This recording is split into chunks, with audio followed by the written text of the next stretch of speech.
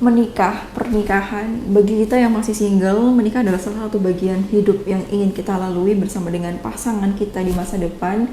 Yang saat ini mungkin kamu udah punya gambaran atau kriteria pasangan yang ingin kamu bersamai ketika menikah nanti, seperti itu ya. Dan berbicara tentang pernikahan, baru saja terjadi berita viral yaitu di kota Jambi, seorang perempuan ternyata 10 bulan dia baru menyadari pasangannya adalah sesama perempuan yang menipu dirinya dengan penampilan seorang laki-laki. Bagaimana kronologinya dan pelajaran apa yang bisa kita ambil dari peristiwa ini, karena menurut aku ini penting sekali untuk kita ambil pelajarannya agar kita tahu sebelum menikah itu apa aja sih yang bisa kita lakukan atau yang perlu kita lakukan atau yang harus kita lakukan agar tidak terjadi penyesalan di kemudian hari karena ternyata pasangannya kok seperti ini dan lain sebagainya.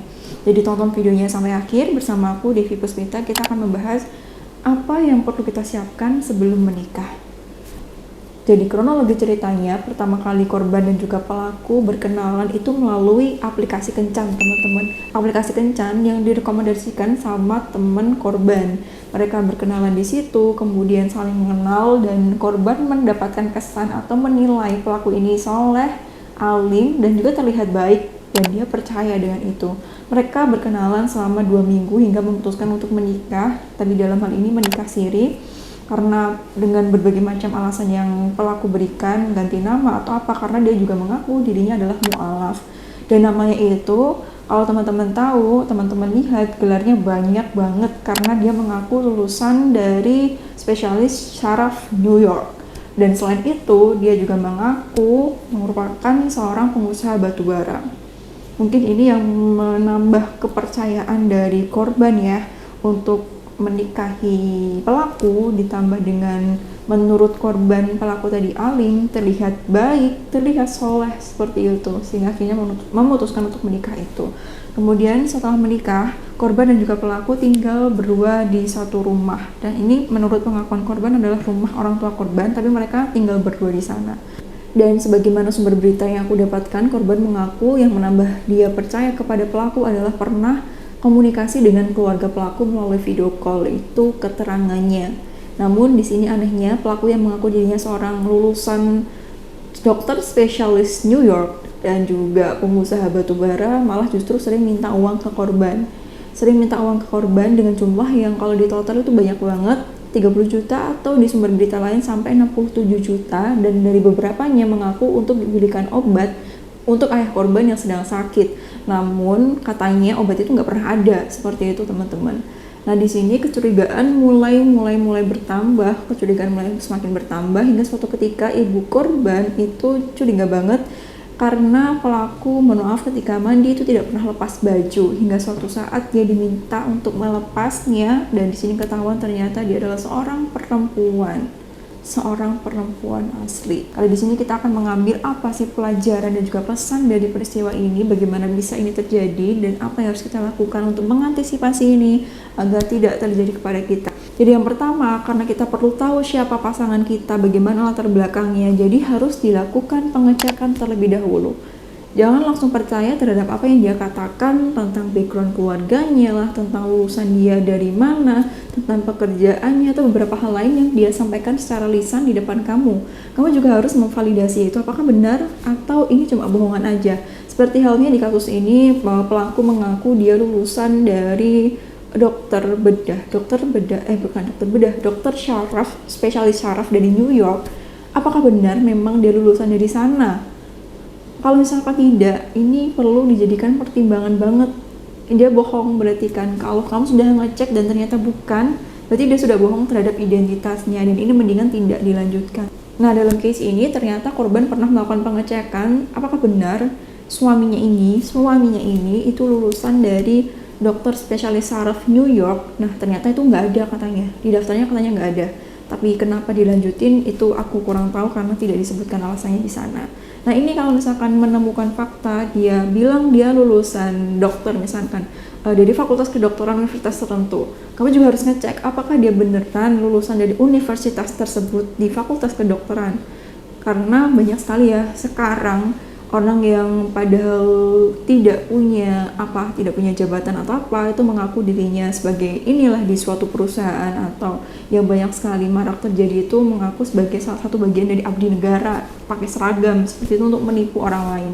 Sehingga kamu perlu hati-hati. Kalau dia bilang ke kamu polisi, dia bilang ke kamu aku ini tentara dari ini bla bla bla, itu perlu dicek. Sekalipun ketika ketemu kamu dia itu pakai seragam, harus dicek dulu seperti itu. Itu mungkin dari background profesi atau pekerjaan ya, dan yang diutarakan dia kan banyak sekali. Nah itu perlu kamu cross check dulu apakah benar atau tidak dia sesuai dengan apa yang dia sampaikan atau hanya bohongan aja. Dan selanjutnya, jangan hanya percaya terhadap apa yang tampak di depan mata aja. Terlihat alim, terlihat baik, terlihat soleh, benarkah seperti itu di kehidupan sehari-hari? Karena biasanya ketika orang ingin mengambil kesan dari orang lain, dia akan tampak menyeting atau mengkondisikan dirinya untuk terlihat baik, untuk terlihat soleh misalkan, untuk terlihat, kalau perempuan berarti terlihat santun dan lain sebagainya. Apakah benar setiap hari dia juga seperti itu, atau jangan-jangan cuma di depan kita aja? Nah itu juga perlu kamu cek. Dengan apa caranya? Kamu bisa melakukan pengecekan dengan tanya ke temennya, atau kamu perhatikan tanya ke tetangganya dan sebagainya. Ada banyak sekali cara untuk mengetahui gimana dia aslinya, seperti itu. Karena banyak sekali barangkali kamu pernah menjumpai kalau di depan pasangannya dia baik banget, kalem, santun dan sebagainya, sopan, tapi di belakangnya dia menindas orang lain atau dia kasar sama orang lain, seperti itu. Jadi kita perlu berhati-hati dan benar-benar melakukan pengecekan terhadap ini. Lalu selanjutnya, coba perhatikan ketika dia sedang marah, bagaimana reaksi dia atau apa yang dia lakukan. Karena kemungkinan besar orang sedang marah itu dia sedang menunjukkan bagaimana dia yang sebenarnya, bagaimana karakter dirinya. Apakah dia ketika marah itu banting-banting sesuatu, atau mengumpat, atau menyakiti dan lain sebagainya, atau bahkan mukul. Nah itu perlu kamu perhatikan banget, karena ini sangat penting. Dan dalam agama Islam sendiri juga ada 3 cara untuk mengetahui bagaimana karakter seseorang yang sebenarnya. Yang pertama, ajaklah dia untuk bekerja sama. Bekerja sama dalam hal ini, bekerja sama bisnis atau apapun itu, karena dalam kerjasama ini akan mengetahui bagaimana karakter dia yang asli, apakah dia dapat dipercaya, apakah dia amanah atau tukang bohong. Kamu bisa cek di situ. Bahkan ini juga digunakan Ibu Khadijah ketika mau melamar Rasulullah. Ketika mau melamar Rasulullah, Ibu Khadijah bekerja sama bisnis dengan Rasulullah. Kemudian meminta satu orang untuk mengawasi Rasulullah dengan catatan orang tersebut diminta untuk mengikuti semua kemauan Rasulullah tanpa penolakan. Tujuannya adalah untuk mengetahui apakah karakter dia sebenarnya, gimana orang ini sebenarnya ketika diberikan kebebasan. Karena biasanya orang ketika diberikan kebebasan itu merasa tidak diawasin, merasa oke, aku bebas lakuin apa aja. Kebebasan yang dilakukan apakah baik ataupun sebaliknya. Nah, kamu bisa cek di situ. Nah, Ibu Khadijah aja ya sama Rasulullah ngecek, apalagi kita. Jadi kita juga harus melakukan pengecekan karena pernikahan itu penting, karena diri kita juga penting. Kemudian yang kedua, selain itu diajak safar atau dalam perjalanan. Nah dalam perjalanan ini, karena kalau bukan mahram itu tidak boleh ya, tidak boleh, sehingga kamu bisa meminta untuk ayah ataupun kakak laki-laki kamu untuk membersamai dia safar. Jadi nggak cuma kamu berdua bareng-bareng kayak gitu, untuk mengetahui orang ini egois atau enggak ya. Karena dalam perjalanan mungkin menemui beberapa ujian atau kendala, kemudian menguji kesabaran seseorang. Jadi bisa lihat apakah dia orang yang sabar, apakah dia orang yang sering komplain, apakah dia orang yang tidak bersyukur, atau apakah dia orang yang lain-lain sebagainya. Nah itu juga bisa dilakukan. Kemudian yang ketiga adalah dicek orang sekitarnya. Dicek setiap hari itu dia sama siapa sih, misalkan sama teman-temannya, kamu tanya ke teman-temannya orangnya gimana, atau di tetangga-tetangganya gimana orang ini ketika di rumah dan lain sebagainya. Nah ini insya Allah akan meminimalisir terjadinya penyesalan-penyesalan, karena ketika nikah ternyata loh kok dia seperti ini ya, ternyata tidak seperti dulu ketika masih pendekatan.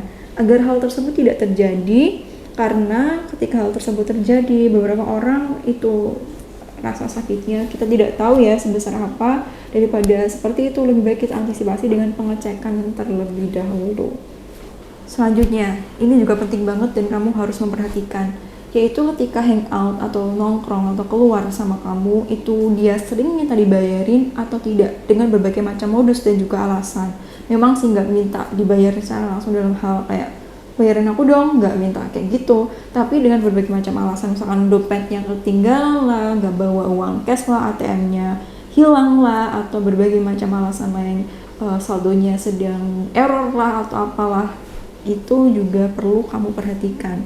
Contoh dalam kasus ini, ternyata laki-lakinya atau perempuan yang menyamar jadi laki-laki atau pelaku itu seringkali meminta uang kepada korban, bahkan hingga di total itu sampai 67 juta. Dari sumber yang aku dapatkan seperti itu. Jadi berhati-hatilah, karena kita itu penting, menikah itu penting, nggak cuma buat 1 atau 2 hari aja, tapi kita harapannya sampai nanti ya afterlife di surga bareng sama suami, seperti itu. Dan menikah itu dengan siapa kita nanti akan berkomunikasi, dengan siapa nanti kita akan jalan hidup bareng-bareng. Jadi kalau orangnya baik, orangnya enak diajak maju atau pembelajar, orangnya tahu kewajibannya sebagai suami itu apa, kita juga bisa belajar bagaimana menjadi istri yang baik, sama-sama saling berjuang lah, itu akan lebih enak ke depannya. Karena kalau misalkan orang yang baik, itu insya Allah akan mudah untuk diajak maju bareng-bareng bersama dengan kita. Karena kalau misalkan hubungan itu akan berhasil jika keduanya mau sama-sama berjuang. Hubungan tidak akan berhasil jika hanya yang berjuang satu orang. Karena yang namanya saling itu harus saling keterkaitan, bukan cuma satu, seperti itu teman-teman. Selanjutnya yang terakhir dan utama dan harus selalu dilakukan, yaitu kita berdoa sama Allah untuk minta pasangan yang baik, untuk minta pasangan yang soleh dan solehah. Allah yang tahu kita akan ketemu sama siapa, kemudian apakah orang ini cocok buat kita atau enggak di masa depan nanti. Kita berdoa sama Allah, dan ketika kamu dekat sama seseorang, sholat istiqoroh sangat harus dilakukan untuk kamu yang muslim. Kita minta petunjuk, apakah ini baik ya Allah buat aku? Jika orang ini kurang baik buat aku, berikanlah yang lebih baik dan berikanlah kelapangan, keikhlasan terhadap ketetapan yang kau berikan. Karena engkaulah yang mengetahui masa depan aku lebih baik daripada diriku sendiri, sedangkan aku tidak tahu apa-apa. Karena kalau misalkan kita pikir ya, 5 menit kita mau ngapain aja kita nggak tahu, atau 5 menit kita akan bertemu dengan siapa ke depannya, itu kita nggak tahu.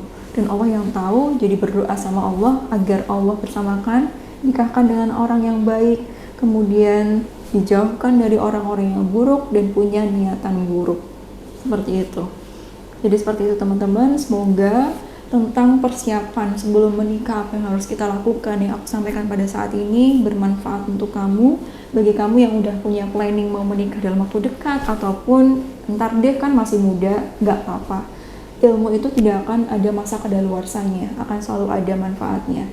Jadi seperti itu teman-teman, semoga video ini bermanfaat dan mohon sekali untuk cintai diri kamu, sayangi diri kamu, berikan yang terbaik untuk diri kamu. Termasuk dalam hal ini adalah pasangan hidup, karena kamu penting dan hidup kamu penting. Seperti itu, sampai jumpa bersama aku lagi di video selanjutnya, Devi Puspita. Wassalamualaikum warahmatullahi wabarakatuh. Jika kamu punya pelajaran lain yang kamu dapatkan dari kasus ini, silahkan tulis di kolom komentar, nanti biar kita bisa saling belajar bersama. Sampai jumpa, jaga kesehatan kamu ya.